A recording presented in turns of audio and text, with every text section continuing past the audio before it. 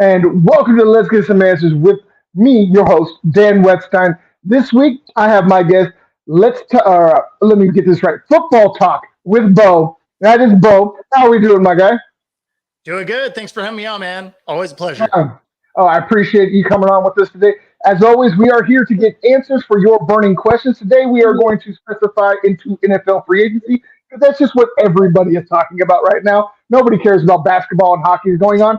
NFL free agency offseason is happening, so that's what everybody's talking about.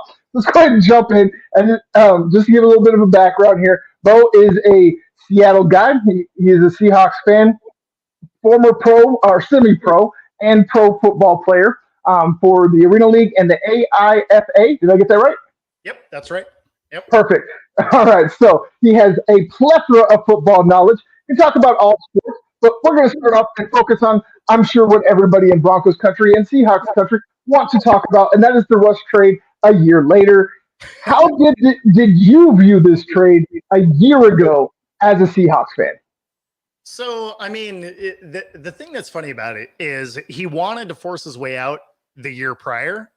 So I don't know about the rest of fans, but for me, I was just like, yeah, this has to happen, right? Like there's obviously a clash between coaching, GM, ownership, and the quarterback. He wanted to cook and, cool, whatever, right? But that's not the way that offense is really put together. So it was one of those, like, you could see that coming. And then, of course, when he was trying to force it out, it's just like, well, yeah, let that happen. Like, that obviously makes sense. Yeah, I agree with you. I think it became toxic. I think Russ is really upset. I mean, he's never going to say this publicly, but the fact that he's never gotten an MVP vote, and he just saw that offense was never going to get him into the MVP conversation. I think that had a lot to do with it. It's all about his legacy. So I'm 100% with you on that. So the thing that's funny about that, right? Like he wanted those MVP votes. But when you look at, I mean, at the end of the day, the Seahawks play in the Northwest. They don't get an immense amount of national play. And when you look at guys like DK and Lockett, and of course Baldwin, right? Those were all 1,000-yard receivers constantly, right? And they didn't get Pro Bowl votes, which means nobody's watching the game. So he wanted to be the center of attention. And in the Northwest, that's just not going to be what it's going to be. Like, you can win and still not be that guy. No, you're 100% correct. I mean, I get it being in a flyover state, being a fan of the Nuggets, and just having to defend the whole Jokic situation over the last couple of years and how long it took for them to get the respect there. The fact that he came from Seattle to Denver, I'm not sure how much of a bigger market that gives him. I don't know how much that plays into it or how well it is, but I mean, I also think it was part of the best situation for him. It's a flight hub, at least. Right. Yeah, exactly. It's only 2 hours behind the East Coast instead of 3. So I get you. But now that you've had a year to look at it, you've seen the compensation, what you've gotten out of it so far. Still some more to come in the draft coming up, but seeing most of it happen and play out. How do you view the trade now? No, I mean, like it was good, right? At the end of the day, he wanted out, and he wanted a ton of money, which Seattle wasn't going to give him because they are very much a run-first team. And so for him to go, it made a ton of sense. Plus, it was going to be a little bit contentious in the locker room anyway, because he wanted to be the guy, and the coaching staff obviously wasn't going to allow that to happen. So for him to go absolutely made all the sense in the world for the Seahawks. I didn't think that it was going to go as poorly as it did once he got there. But I don't think anybody did, just being honest. No, like I didn't think he was going to do amazing, mostly because of your offensive line, right? Like, you're a Denver guy. I'm so glad that somebody else says it. It's terrible, right? And so horrible. So it was hilarious to me when you watched all of the, media guys like, oh, automatically they are a favorite to win the Super Bowl. And it's like, did they forget that you had one of, like, They There's a lot of other holes. Yes. well, and not just that, like your defense was awesome, hands down, amazing defense. But that's it. Yeah, really. I mean, and even that had its warts. Like you saw it in games against Kansas City and against Las Vegas that Derek Carr and Patrick Mahomes absolutely just sliced them up. So there was definitely holes all across the roster. Like I was never that guy that was like, oh, we're a quarterback away. Like I never understood that. The day that it happened, yes, I jumped up out of my bed. I was running around my house screaming in my underwear. I was so excited, but I also had the realization that, like, yes, I love the fact that we have a quarterback, but do we have the guys to protect it? That was my first tweet. Was like, yay, we got Russ. Now let's build around him. And they never did. And so I did drink the Kool-Aid early. I was like, okay, we're immediate playoff contenders. I never said Super Bowl. Like I was never that far. I was like, we still got some ways to go. I was like, hey, we get a couple pieces, offensive line, all those things. They have a chance. But just Russ was not going to fix everything. And then you throw in the torn shoulder ligament, the torn hamstring, broken bones and hands. I mean, he played through a lot this year that nobody gives him credit for. All I ever hear is, oh, everybody has injuries. Okay, so here, Joe Schmo from Tennessee, go out and take a video of you throwing a football. Okay, I guarantee you, even with your intact ligaments, you look terrible compared to Russell Wilson with a torn ligament. Like that matters. I don't see why people don't think that matters. And then also, we've already said the offensive line started terrible. Let's not even mention the fact that all 5 guys that started the season missed chunks of the season. Well, So yeah, we had guys that were pulled off of other people's practice squad playing offensive tackle. It was terrible. well, yeah. I mean, it took you guys until I think it was week 13 to have a returning lineup for the 5, right? Like that's not awesome. That is not a recipe. So, and I mean, don't get me wrong.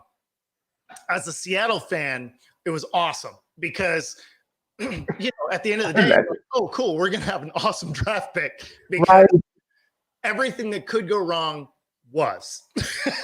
Yes, that's like again, like I don't understand why people don't bring that up. Like you're one of the few, and you actually have a reason to have a vendetta. You don't. It's funny. It's like these guys from New York are sitting here with like this vendetta against Russell, trying to tear him apart in every way. This is like, dude, why?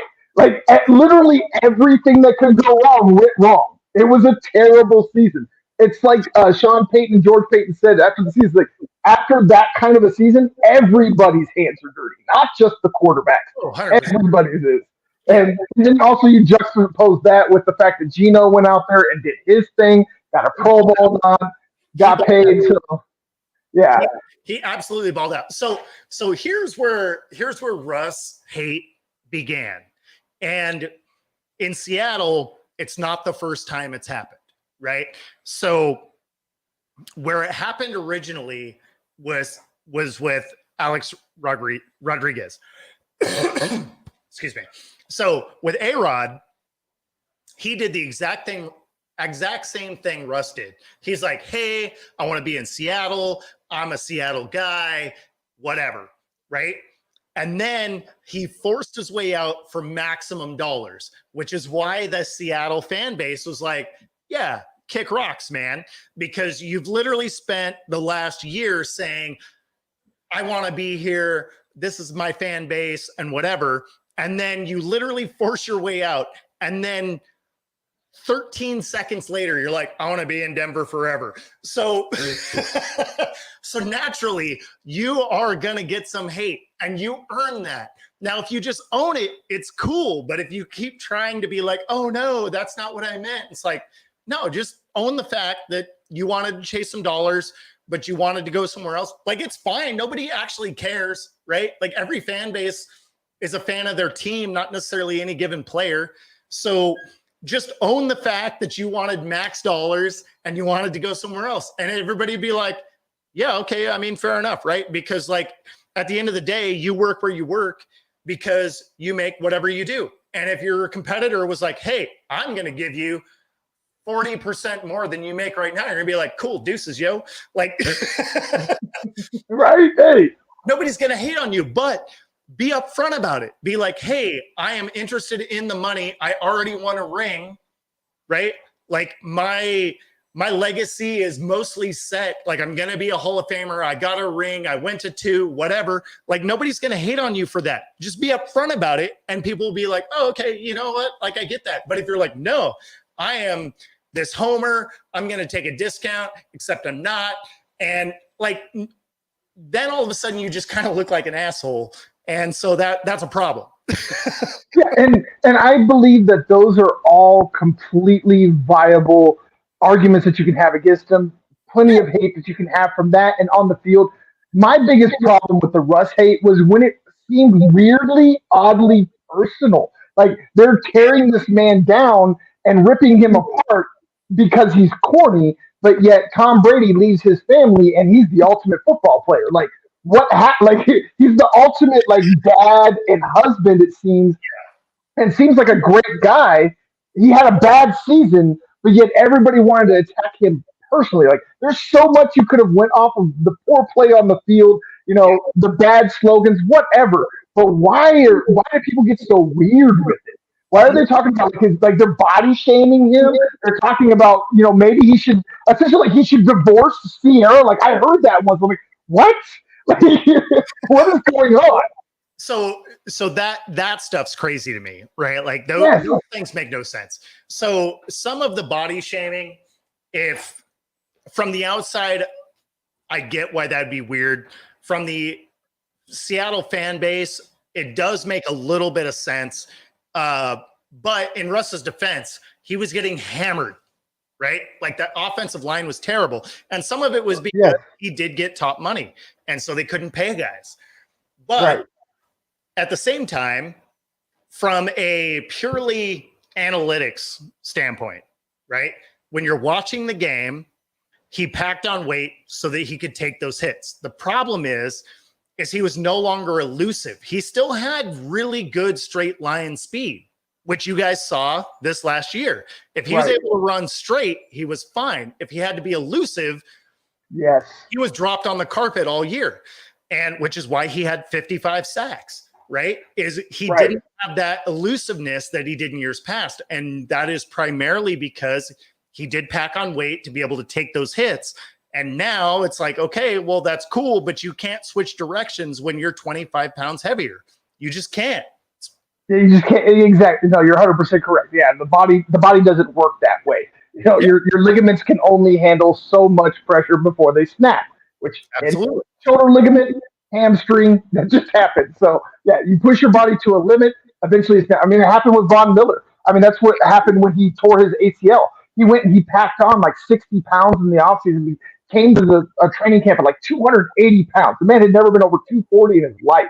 And then, lo and behold, halfway through training camp, something snapped in with his knee, and he was out for the year. So, yes, you've got to be careful.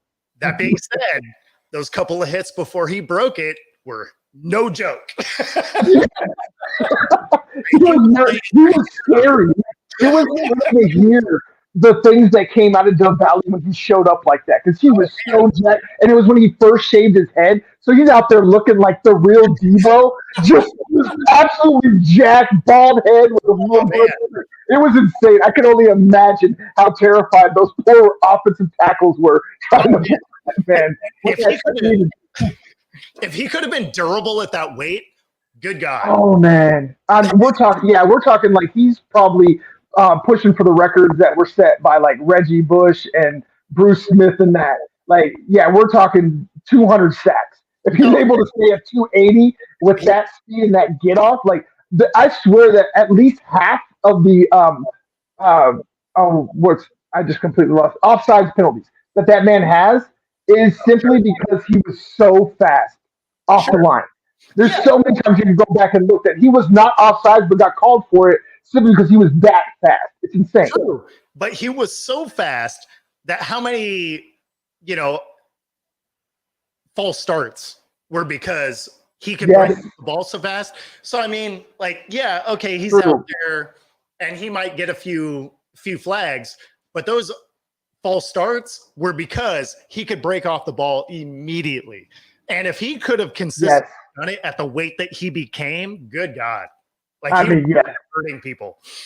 Yeah, exactly. Like, there's already times that you would see him hit somebody, and it's just like, man, was that legal? And then, yeah, you say pack on another 40 pounds on that, he would definitely break some quarterbacks. Like, I'm not sure that Tom Brady would have made it out of that 15 championship game if he was able to keep those pounds on. He would have, and poor Cam Newton. Oh my God, I can only imagine what would have happened to that poor man in the Super Bowl.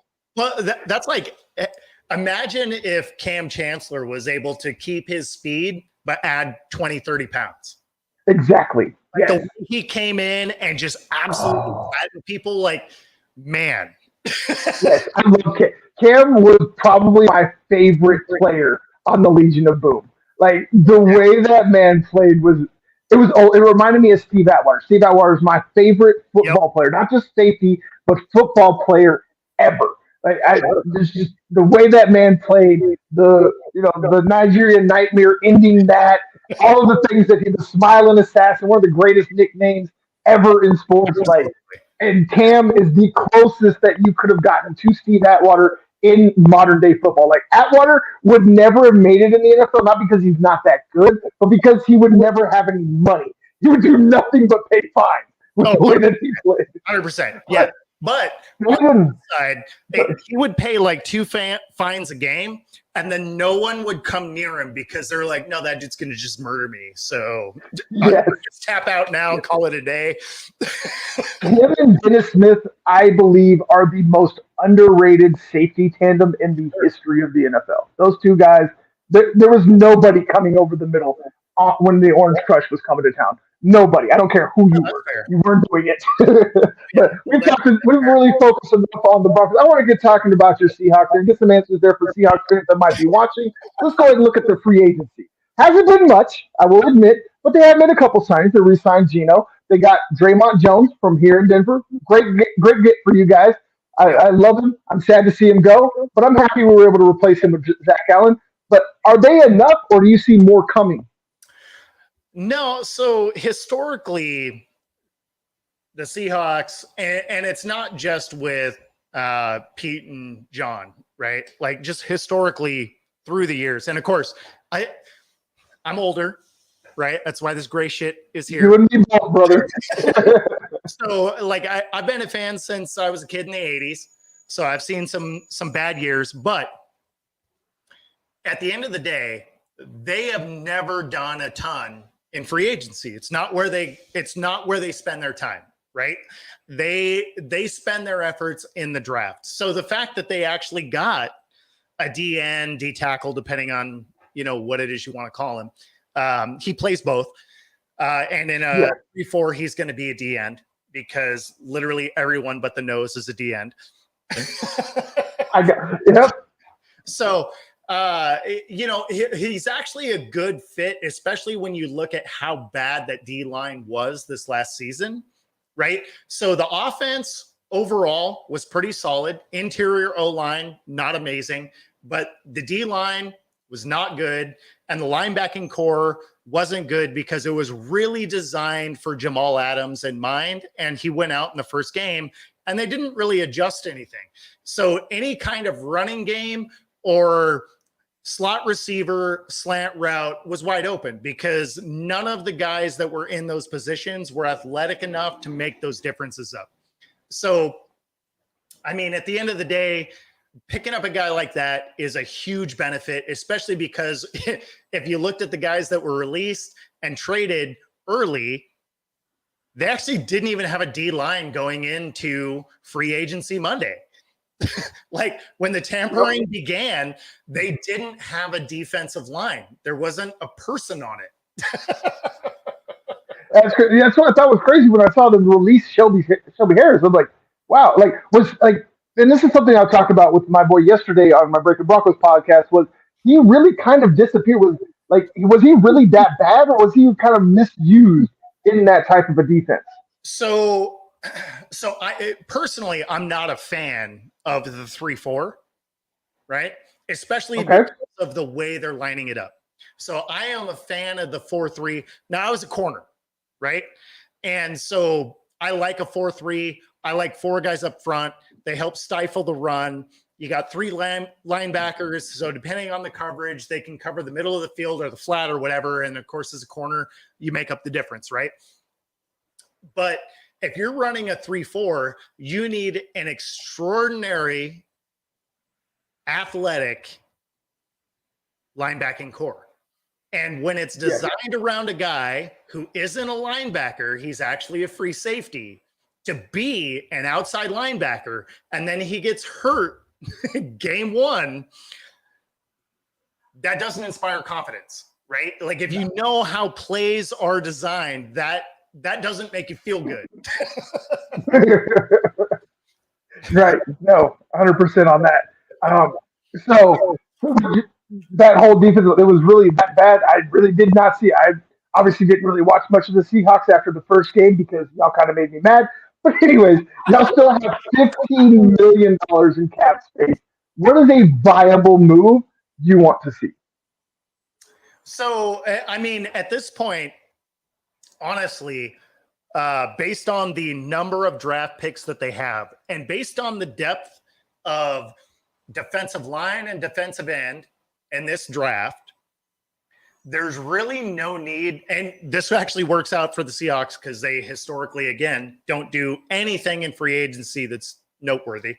They actually don't need to do anything else, right? So they got a defensive tackle / D end, right? That we stole from you guys. Although you guys snagged the one from the Cardinals. Arizona. Yep. Right? So, Zach Allen. Like that was 1-for-1, right? Like that was talent. Oh yeah. I mean, whatever. But when you look at it that way, it's like, okay, well now they can kind of focus on, as much as I thought that 5th pick was going to go defensive line, I actually am really starting to think they may take a quarterback in that slot. After signing Geno, right, which is actually a pretty team-friendly deal and is realistically a 2-year deal, right? Like I understand that it's 3 years, 105, but only 55 is guaranteed. Right. Opt out after 24, yep. right? So correct. It's a pretty team-friendly deal.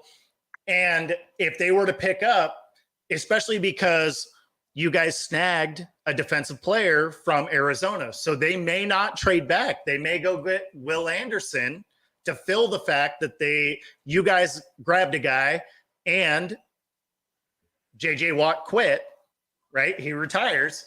So they need help on that side of the ball. So I don't know that they necessarily trade down the way that they originally were going to. So they may take that 3rd pick and get Will Anderson, which means at a minimum, Levis or Richardson is available at 5, right? So do you like Levis and Richardson? Do you think they will be a viable starter?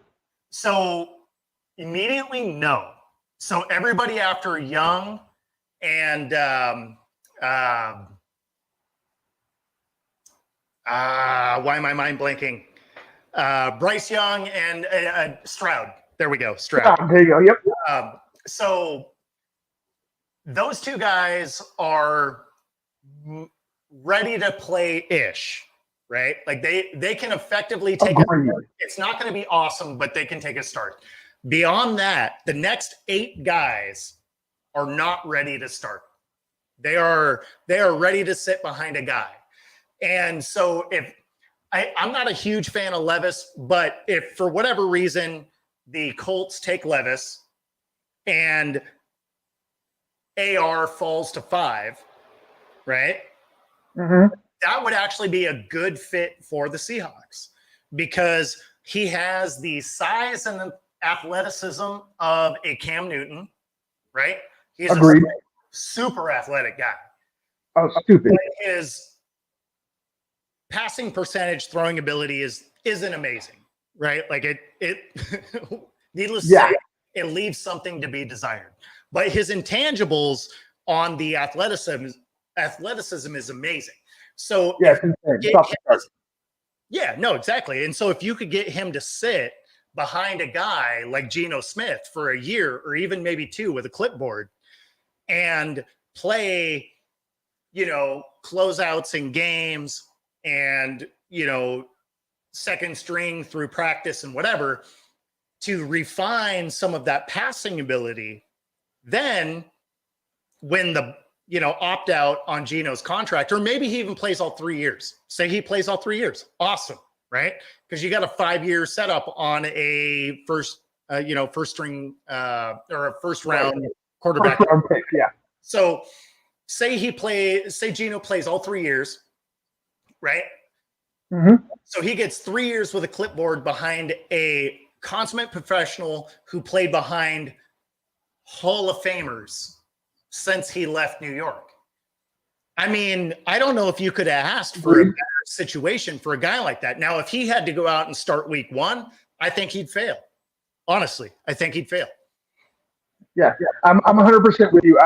With Will Levis and AR, they are the quintessential underwear warriors, as I call them, for the combine. They are the guys that show up and they'll throw it 70 yards. They'll run a 4.43. They'll jump out of the building. They'll have ridiculous broad jumps and 3-cone drills. But none of that matters when it comes to playing quarterback in the NFL. Not at all. It's nice. It's nice. It's a nice bonus. But if you can't throw the ball accurately, nothing else matters. Like you just saw with Justin Fields this last year. He had some great games. He had some great highlight plays. He looks like an absolutely fantastic running back, but he doesn't look like a quarterback.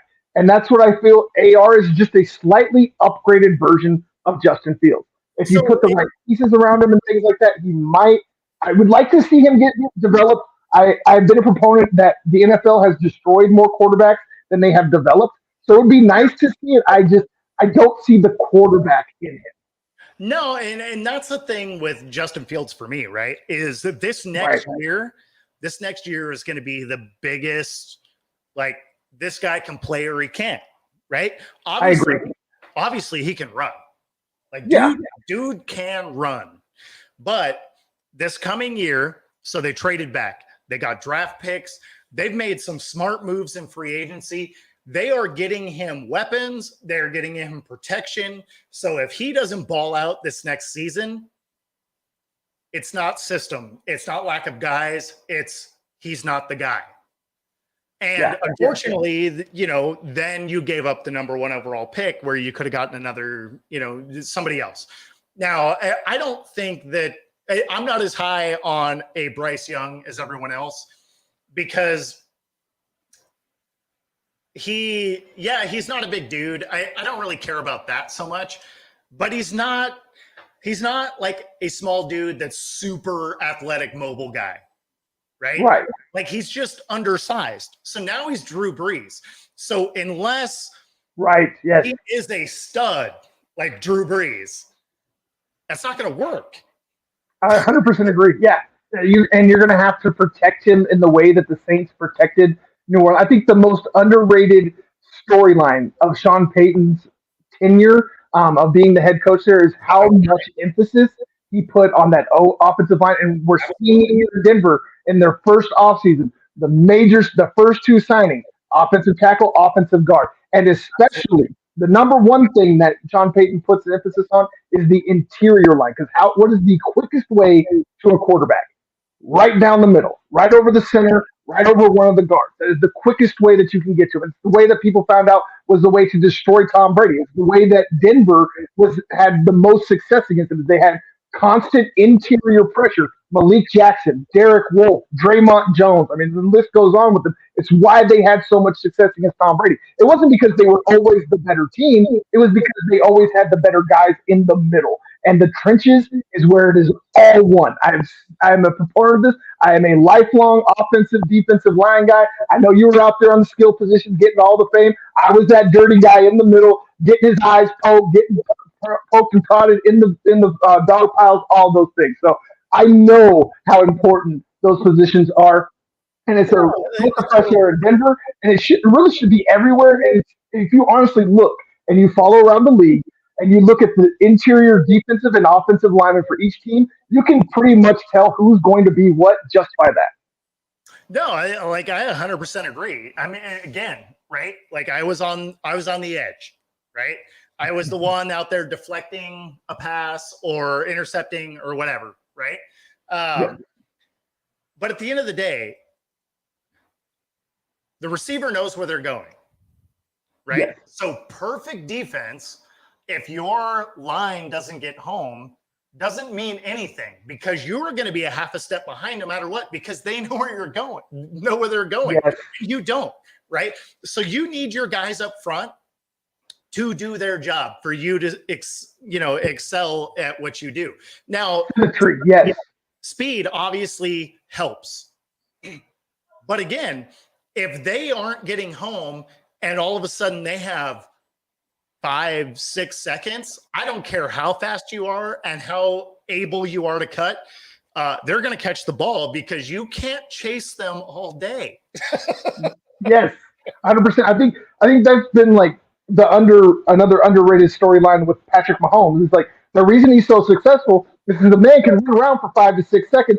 And it doesn't, like you just said, it doesn't matter how good of a quarterback you are, how good of a safety, nothing else matters. After 5 to 6 seconds, that wide receiver is going to find a hole somewhere, and he's going to find that receiver. And like where a lot of his success at comes least from. one of them is, right? Like that's the thing is it's not like everybody has to win. You just need one guy Yes. to step. So whether it is your X, Y, your Z, your tight end, like somebody is going to get open after 5 seconds. It's just the odds are almost 100%. Right. Yeah, I think it's counterintuitive to a lot of folks that they're used to the Tom Brady way of doing quarterbacking, which is get the ball, get it out. Same way with Drew Brees is real similar. It's all about timing. Peyton Manning, same kind of guy, and so like this new breed of quarterback, that really the guys like Russell Wilson started. Like I know a lot of people talk about Pat Mahomes, but a lot of the things Pat Mahomes is doing now, Russ has been doing. That whole pirouette thing that he used to do, like I know he doesn't do it as much anymore, but I still remember the commercials they had where he was like they imitated like he was practicing with a bird coming down, swooping from behind and stuff. Like the way that he was able to do those things, that was started with Russ. And that's why you got the Patrick Mahomes, the Kyler Murrays, the Baker Mayfields of the world. Is Russ opened that path for them. And I guess that goes around full circle to Bryce Young. What you're talking about is like he has to be that Drew Brees. He has to be that stud because he doesn't have that part of his game. And so all these quarterbacks, I think this year have warts. They're not nearly as bad as last year. Last year was historically bad. But this year, all these guys have warts. So having those top draft picks, it doesn't really mean too much. I think that's showing intuition with what's happening here in free agency. You're seeing Derek Carr. He still has the most money and the most guaranteed money of any free agent this offseason.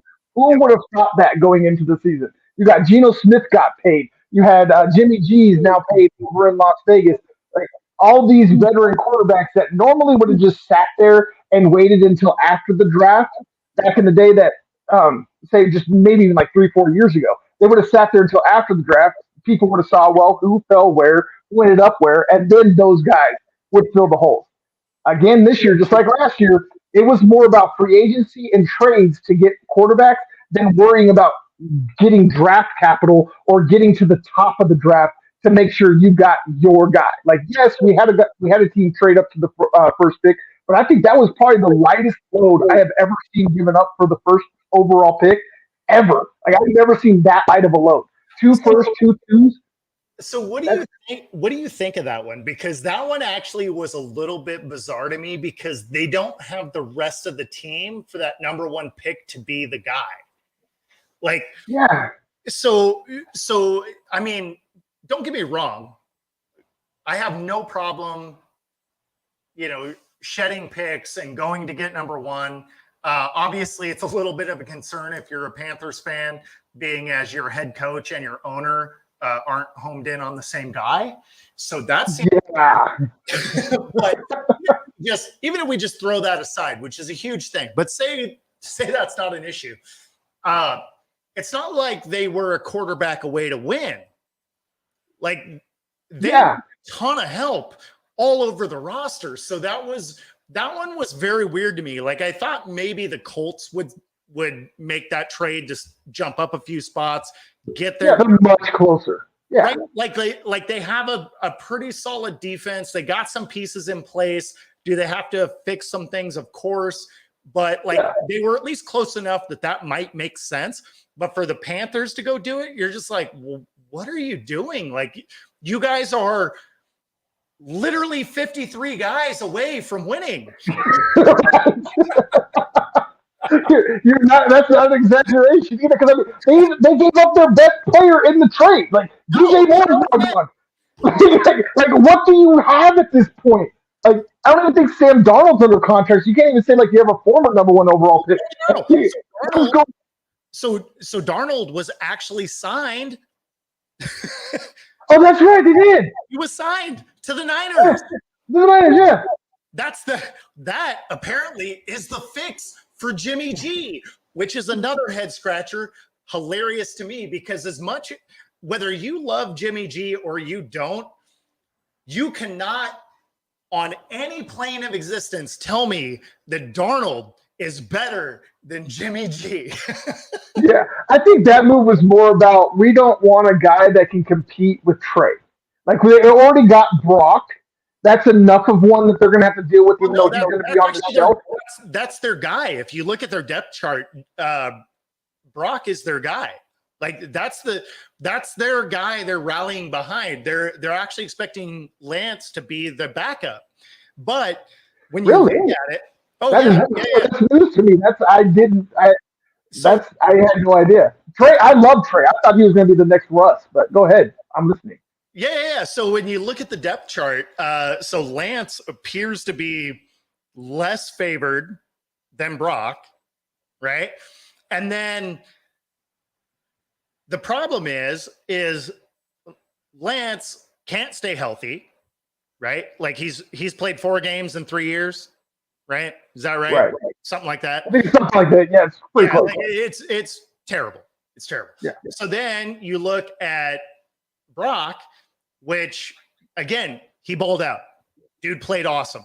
But the problem is he has Tommy John surgery that they keep pushing out, which means at this point, I don't think he's had the surgery yet still, which means he's not even going to be available for week 1, which means your starter come week 1. Okay. Actually, he did. 4 days ago, he had successful surgery. Oh, okay. Yeah. Oh. But just 4 days. I mean, that's only 4 days ago, and it's usually about a 12 to 18 month window for coming back from Tommy John. So 100%. So say he's way ahead of schedule. Say it's 9 months. Right? Way ahead of schedule. Just an absolute, just phenom stud of rehab. That still makes you miss week 1. Right. And then if you look at the injury history of Lance, that'll be the extent of his 2023 season. So then your starter is Darnold.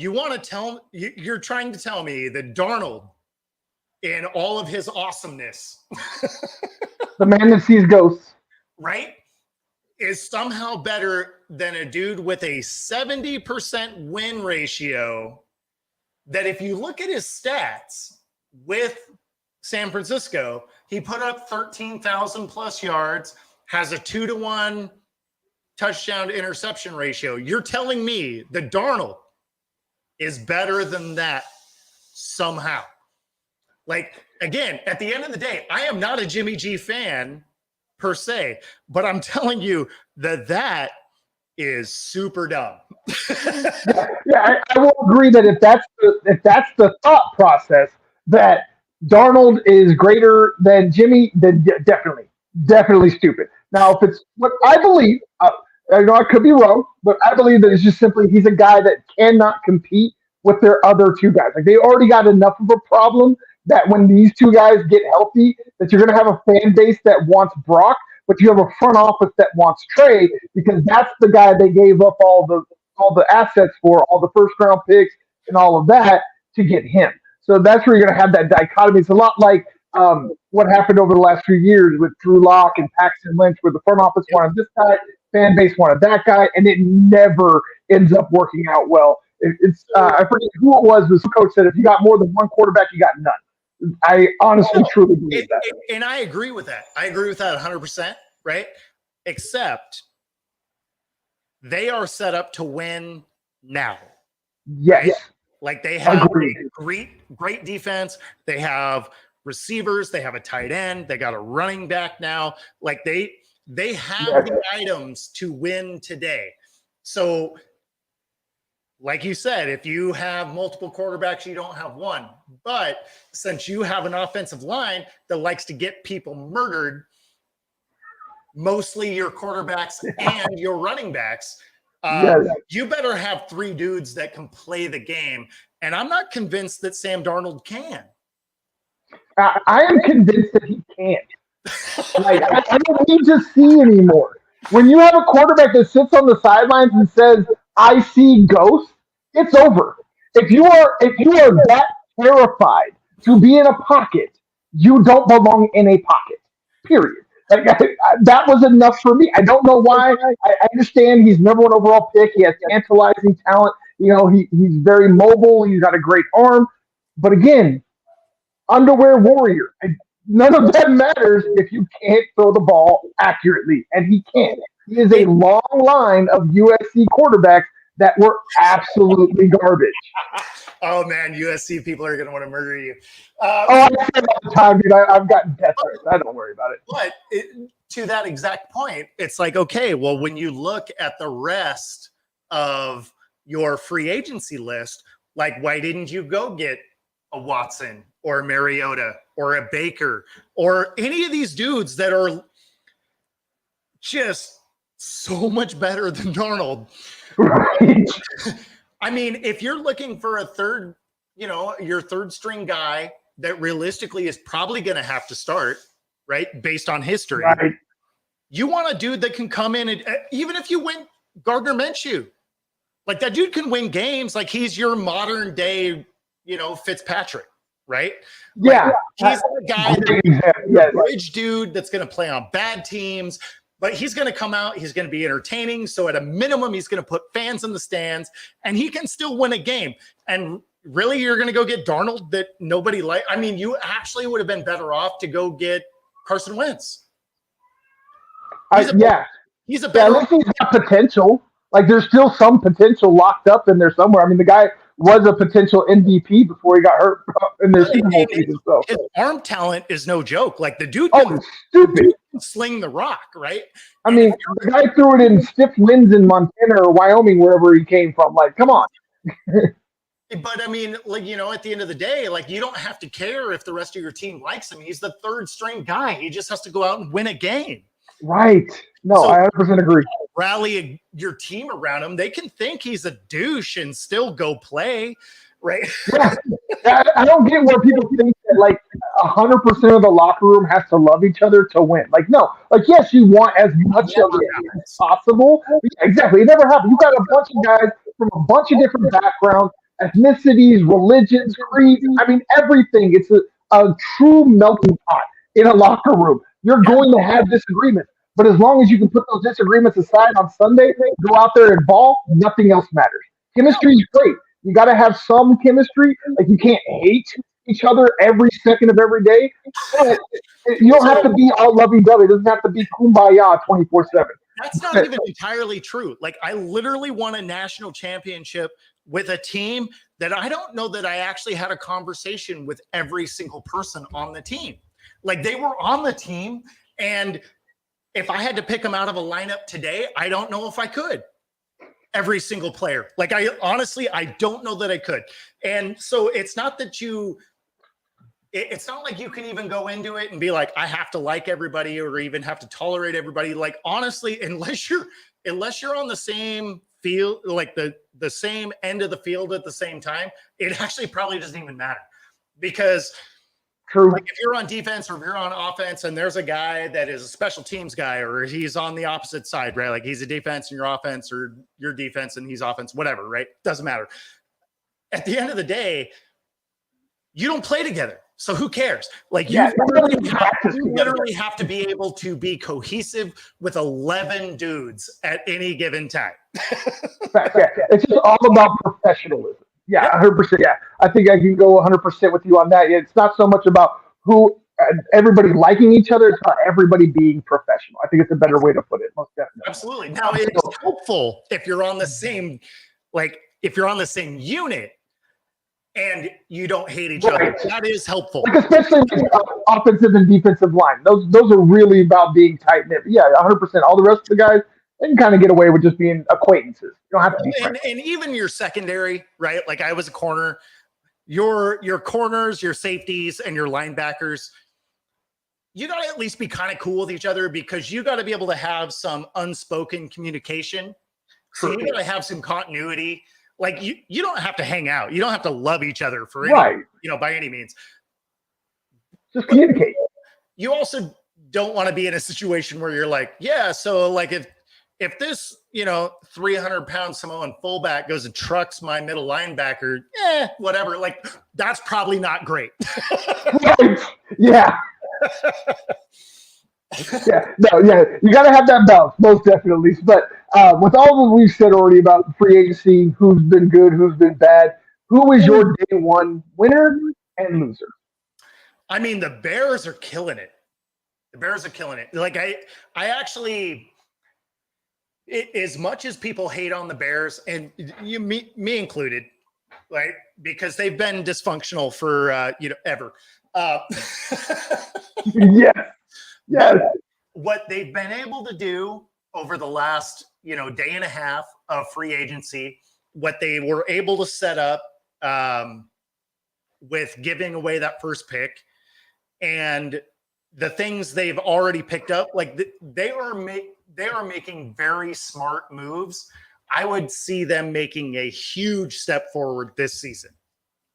Now, I don't think they're going to be world beaters or anything like that. Like, I'm not saying that. But I'm going to say that they are going to go from a number one overall pick to a just missing the playoffs kind of team.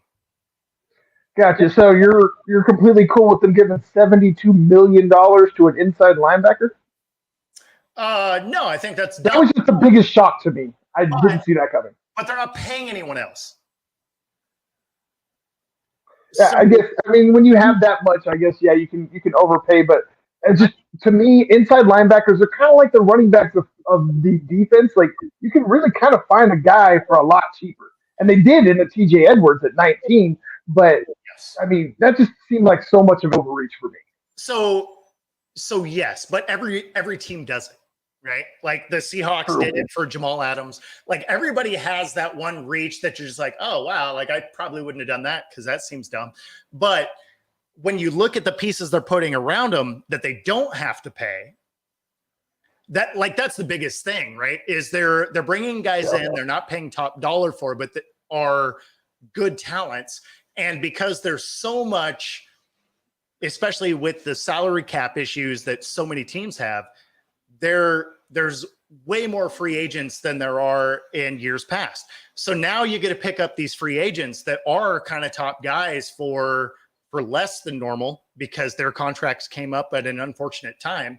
And then you're looking at a draft that, outside of the top two quarterbacks is actually, there's a lot of talent on the D line, D end, some linebacker and tight end.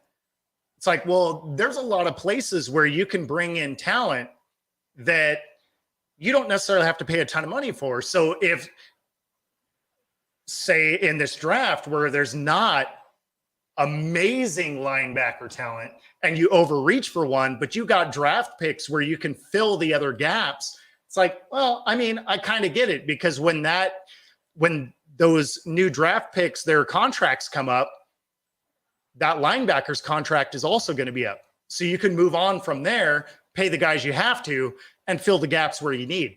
So I don't hate the approach because, again, it's mostly in a spot where they're getting guys they don't have to pay to fill the other voids. So, if you got to pay a guy, I mean, okay, fair enough.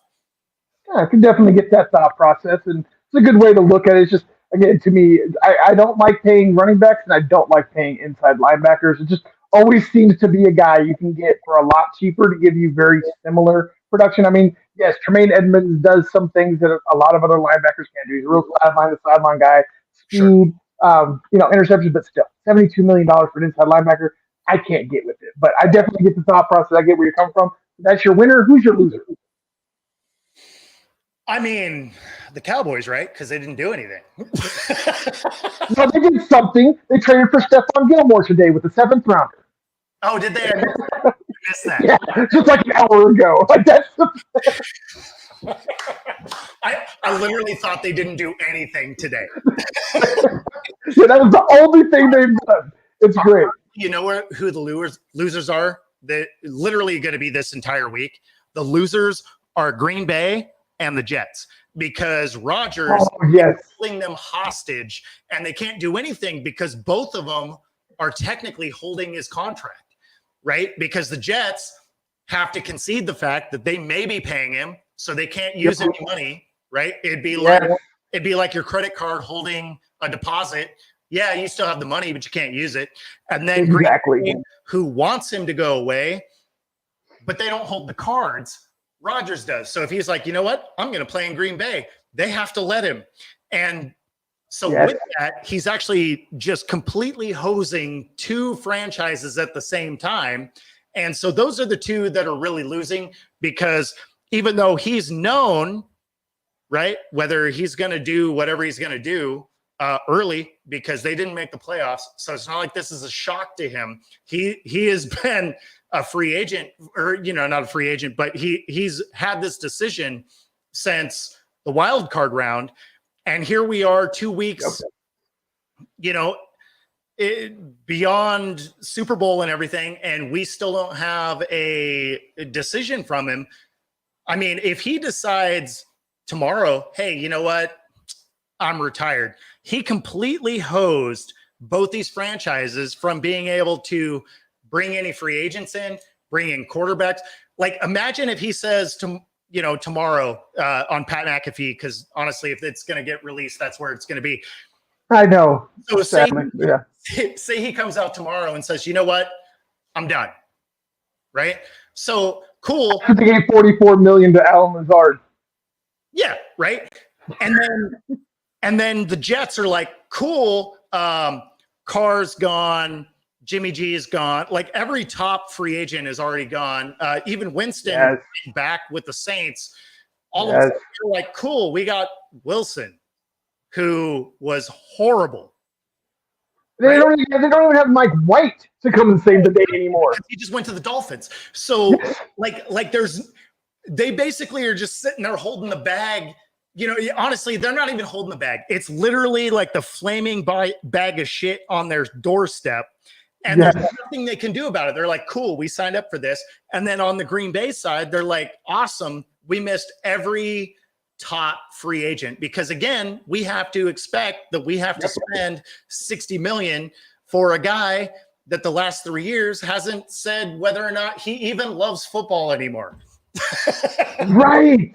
Like, I'm honestly of the belief that Aaron Rodgers no longer plays for the love of football. He plays for the love of money and the attention that it gives him. And speaking of Aaron Rodgers, has that drama been overdone by an offseason lack of creativity, or should it be the top story? To me, the top story should be the fact that there's a 26-year-old former MVP that could be had, not the 39-year-old former MVP. But hey, I digress. What do you think?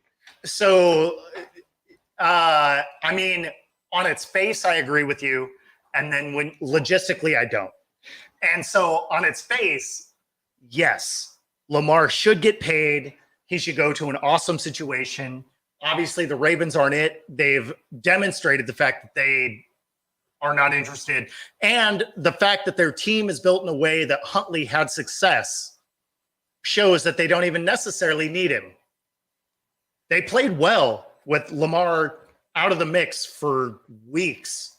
I mean, they played well defensively, but offensively, I have my own debates. But I digress. Go ahead. Well, no, so I don't even necessarily agree with that because you got to remember in the fourth quarter they couldn't stop anything. Like if you sneezed into a napkin, it was on your hand. Like they literally could stop nothing in the fourth quarter on defense, they were horrendous. The rest of the game they played fine, but in the fourth quarter they were really bad. But they didn't have a tendency to collapse. I will give you that. No, like just a house of cards, right? But on offense, even with Huntley, which is somehow he made the Pro Bowl, which made no sense. I mean, basically that was the grossest selection ever. But no, I mean, literally everybody was like, "I'm not going to go to the Pro Bowl," and they're like, "Okay, well, we're 30 guys down, so I guess Huntley's going." But even if we don't factor that in, he played well enough to win games, and even with how bad the defense played in the fourth quarters, he was able to win games through that process. I mean, they weren't that far out of making a wild card, selection. So he's good at managing the game. Yes, I will say that. And, in true Ravens, form, he could have been that Dilfer kind of guy. Yep, exactly. They won with Dilfer and they won with Flacco. So, I mean, I'm saying. I mean, it's possible. So I get where they're kind of hardlined. And then, where he has a problem is, again, he's his own agent, which can be cool, can be not, whatever, right? But if he's super hardlined on the guaranteed money because Deshaun Watson, being the train wreck that he is, got $230 guaranteed. But he also has to keep in mind it's the Browns and they do dumb shit. Like they paid for Paxton Lynch. I mean, they've literally had like 20 number one quarterbacks and still don't have a quarterback. Yes, I 100% agree on that. But now that the fact that he tweeted out today what his demands are, I don't know if you saw it, but his demands are 3 years, $133 million fully guaranteed. That's over $100 million less than Deshaun Watson. Does that change your mind at all on this whole process? So if it's 3 year, 130, what's that make it, like 50 something? Roughly, yeah. Right. I mean, I don't love it because you can't get him any help. So, I mean, I'm always torn on this, right? Because when you look through history, your guys that have success are generally, when they're on their rookie contract, they haven't paid anybody yet, and so they can fit a team around them, right? Yeah, or the Tom Brady example where he always took less to get more guys around him, and probably why they won so much. Or you look at like the Russell Wilsons, right, where he wasn't paid anything. They paid money to the defense, whatever, right? So when you look at, if you go into percentages, right, if your quarterback is making less than 14%, your odds are higher, right? Doesn't mean it's always a thing, right? Obviously, Mahomes just won, making 17% of the cap, and so it's possible. It's possible, right? But statistically, less likely. And so, that's where I run into I mean, you can pay him all this money, but if you have other options where you can get a guy that's capable and you can still win, is he worth one win? Probably. Is he worth 4 in a row when it comes playoff time? Who knows, right? I mean, when you look at Eli, that dude was not an elite quarterback. I don't care if you're a Giants fan or not. Like, he was not that dude. But twice, he was very good. He was a B+ quarterback. Yeah. Like he's your. I agree with that. Yeah, he's your Dak Prescott, Derek Carr kind of guy. But he was able to win 4 games in a row. And at the end of the day, that's all you need. Like if you can get into the dance and win 4 games, that's really all that matters. And so I don't know. Like, I don't know that you need to pay a Lamar the money that he wants. And I also, on a conspiracy theory kind of end of it, there's no doubt in my mind that the 32 owners are like, look, we don't want to pay this because we don't want to set a precedent of quarterbacks getting guaranteed money. Oh, they lost their minds when Cleveland did what they did last year. But it's clear nobody put stock in that. Right. No, like the other owners were so mad because they felt like it set a precedent.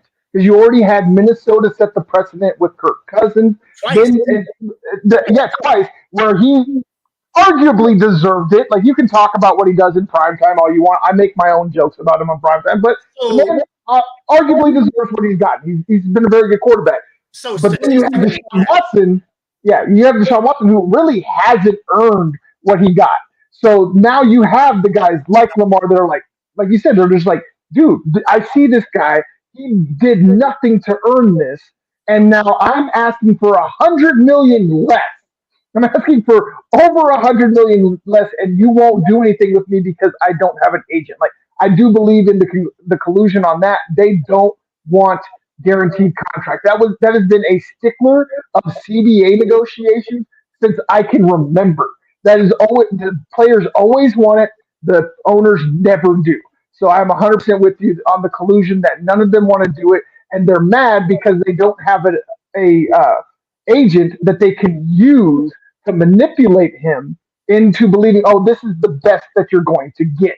They have to deal with him directly, and they can't do all the sly little things that they are used to doing because what a lot of people don't realize is that front offices and agents aren't enemies. They are absolute allies. As much as they want to talk about, agents want to be for the player and the owners are for the shield. It is not that way at all. They are so cozy, so up together. That's why everybody talks about the legal tampering window should start at the combine because that's literally when free agency starts. You have all of the owners, all of the GMs, all of the agents in one spot. And I think this also was kind of hurt Lamar that he wasn't there at the combine while everybody else's agents were. Yep. Well, and of course, some of that is it 100% is when you figure all the owners are there, right? Yes.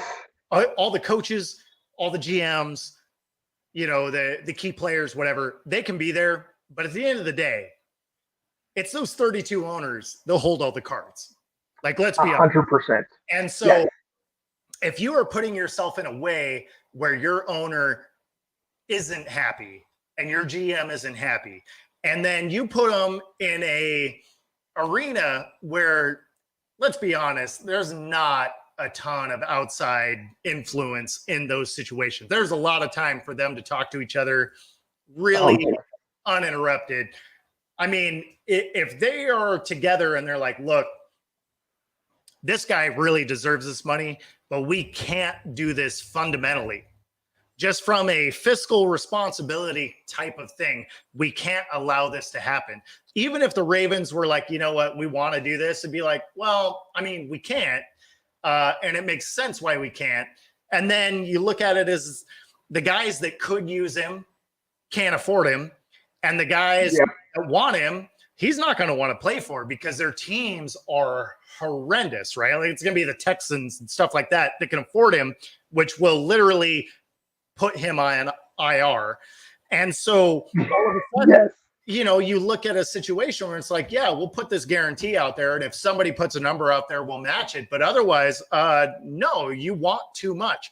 And, from a guy that, personally, I've owned businesses through the years. It's like, yeah, I mean, at some point you got to be like, okay, well, like we can make this kind of work without you.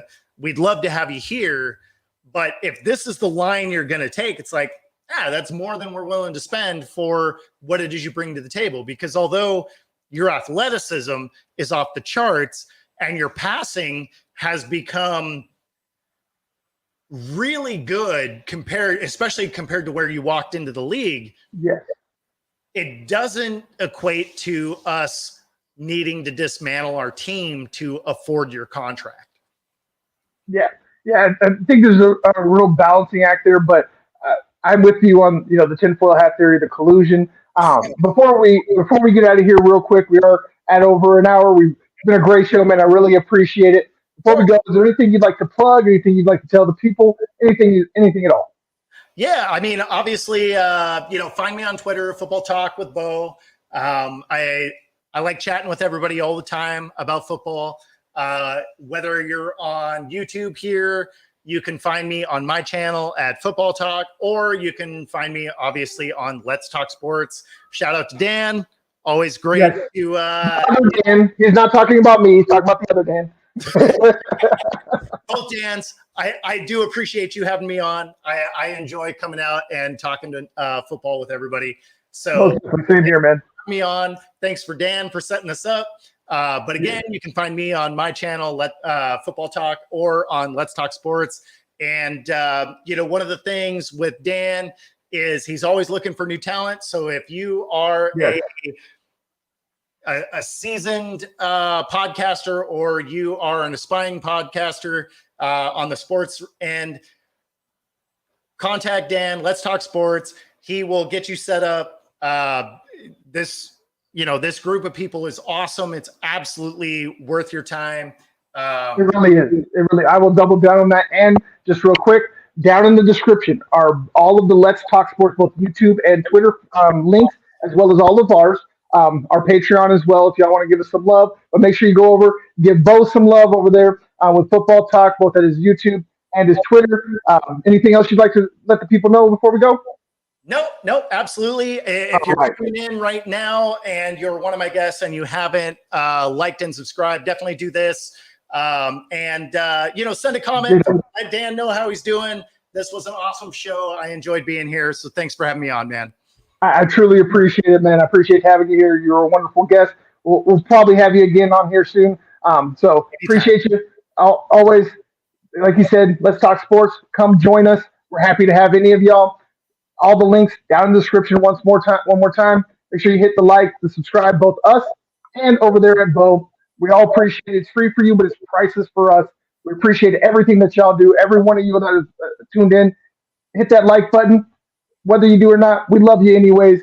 Thank you for showing up for Let's Talk Sports. I'm the host, Dan Wettstein. That's Bo with Football Talk, and we out.